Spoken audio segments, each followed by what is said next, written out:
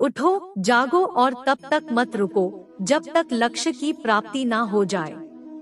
यह कभी सोचना कि आत्मा के लिए कुछ असंभव है, ऐसा कहना भी नास्तिकता है। कभी यह मत कहना कि मैं यह नहीं कर सकता। ऐसा कभी नहीं हो सकता, क्योंकि तुम अनंत स्वरूप हो, तुम सर्वशक्तिमान हो। जिस क्षण व्यक्ति या राष्ट्र आत्मविश्वास खो देता है, उसी क्षण उसकी मृत्यु हो जाती है। अगर बार बार आप असफल हो जाओ तो भी कोई हानि नहीं है। सहस्त्र बार इस आदर्श को अपने हृदय में धारण करें। अगर उसके बाद भी असफल हो जाओ तो एक बार फिर कोशिश करें। तुम बलवान बनो, यही तुम्हारे लिए मेरा संदेश है।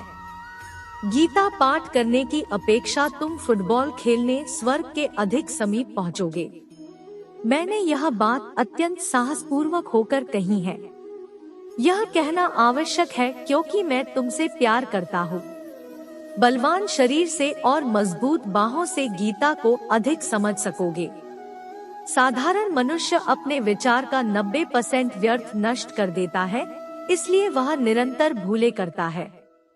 एक प्रशिक्षित मन कभी कोई भूल नहीं करता है। उठो, आओ, ऐ सिंहो, इस भ्रम को झटक कर दूर फेंक दो कि तुम भेड़ हो। आलसी जीवन जीने से अच्छा मरना उचित है। पराजित होकर जीने की तुलना में युद्ध क्षेत्र में मर जाना श्रेयस्कर है। तुम जो कुछ सोचोगे तुम वही हो जाओगे। अगर तुम अपने को दुर्बल समझोगे तो तुम दुर्बल बन जाओगे। बलवान सोचोगे तो बलवान बन जाओगे। जो कुछ भी भयानक है उसका सामना करो। साहस पूर्वक उसके सामने खड़ा होना पड़ेगा। लोग कहते हैं इस पर विश्वास करो, उस पर विश्वास करो। मैं कहता हूँ अपने आप पर विश्वास करो। सारी शक्ति तुम्हारे भीतर ही है। अपने आप से कहो कि हम सब कुछ कर सकते हैं। नहीं नहीं कहने से सांप का विष भी असर नहीं करता। निराश मत हो, मार्ग बड़ा कठिन है, छुरे की धार पर चलने के समान मुश्किल है। फिर भी निराश मत हो, जागो और अपने परम आदर्श को प्राप्त करो। मैं इस सिद्धांत से असहमत हूँ कि प्रकृति के नियमों का पालन ही मुक्ति है। मनुष्य की प्रगति तो प्रकृति के उल्लंघन से ही हुआ है।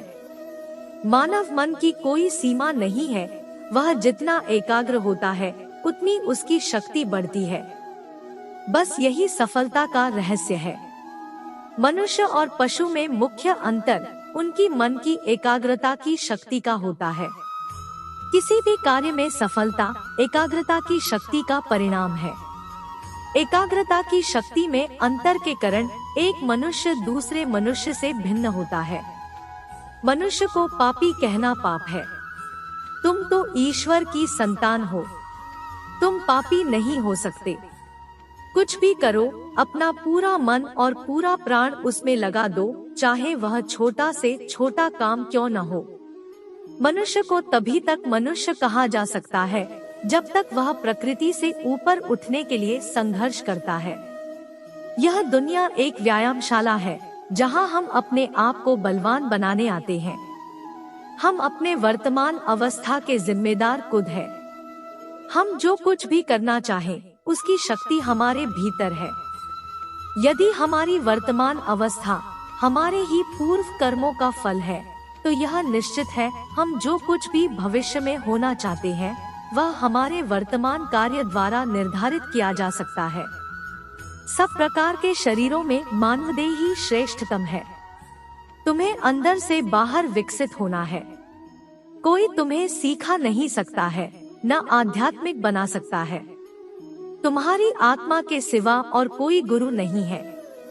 जिस कष्ट को हम अभी झेल रहे हैं वे हमारे ही कर्मों का परिणाम है।